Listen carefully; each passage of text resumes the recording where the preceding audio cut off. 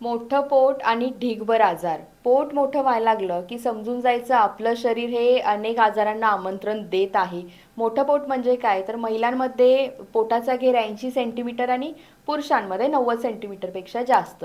पोट वाढायला लागलं की सगळ्यात पहिला प्रॉब्लेम देतं ते फॅटी लिव्हर, म्हणजे लिव्हर फॅटी व्हायला लागतं. हळूहळू जो पोटाचा मोठा घेर आहे तो लघवीच्या जागी, संडासच्या जागी, म्हणजे ह्याचा दाब पडायला लागतो आणि मग आपल्याला जाणवतं की लघवीला कंट्रोल होत नाही, घाई होते, पटकन जावं लागतं. तर ह्या सगळ्या समस्या चालू होतात. याच पोटाचा हळूहळू वरच्या अवयवांवर देखील दाब पडायला लागतो आणि त्याच्यामुळे श्वास घ्यायला त्रास होतो, दमा लागतो, म्हणजे चालता सुद्धा येत नाही, 2 पावलं चाललं तरीही थांबायला लागतं. हे सगळे प्रॉब्लेम चालू होतात आणि पोटाच्या घेरामध्ये असे काही केमिकल तयार होतात की त्याचा त्रास हा बीपी शुगर चालू होतं, याच्यामुळे बीपी शुगर सुद्धा चालू होतं. आणि पोटाच्या घेरामुळे, पोट वाढल्यामुळे, पोटाचा घेर हा पूर्णपणे गोलाकार वाढत असतो, तो काही एक साईडून कुठून वाढत नाही. तर हा पूर्ण घेर वाढल्यामुळे हळूहळू पाठीला देखील प्रॉब्लेम होतो, म्हणजे मणका काम काढतो आणि याच्यामध्ये शरीर हे बोजड झालेलं असतं आणि हा त्रास हळूहळू गुडघ्यांवर जातो.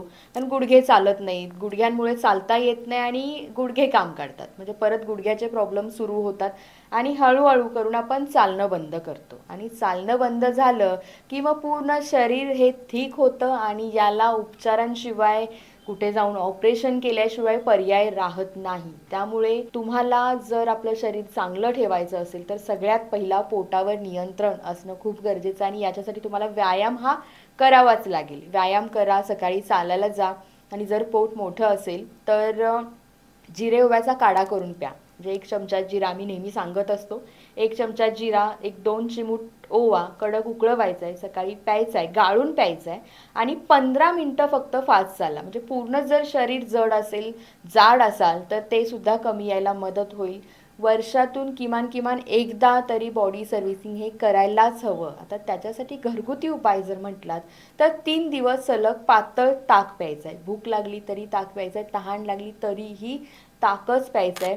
3 दिवस पूर्णपणे ताक, म्हणजे जेवण अजिबात घ्यायचं नाही आणि याच्यामुळे तुम्हाला हळूहळू, म्हणजे 3 दिवसानंतर हळूहळू जेवणाला सुरुवात करायची आहे. वरण भात असं करत करत मग तुमचा रेग्युलर आहार जो आहे तो चालू ठेवायचा आहे. वीकनेस येऊ शकतो पण वर्षभर तुमचं शरीर मात्र चांगलं राहू शकतं. शरीराचं सर्व्हिसिंग हे खूप महत्त्वाचं आहे आणि ते व्हायलाच हवं. जर हे सगळं जमत नसेल तर आमचं तोडकर संजीवनीचं आरोग्य संजीवनी हे लिक्विड आहे, ज्याच्यामध्ये बॉडी पूर्णपणे सर्व्हिस होते, कुठलंही पथ्यपाणी पाळायची गरज नाही आहे. हे लिक्विड सकाळी अनाशापोटी घ्यायचं आहे. तर याच्यामध्ये कुठलंही पथ्यपाणी न पाळता तुमचं बॉडीचं सर्व्हिसिंग होऊ शकतं आणि निरोगी राहू शकता. तर मी परत एकदा सांगेल की पोटाचा घेर हा वाढवण्यापासून खरंच खूप कंट्रोल करा.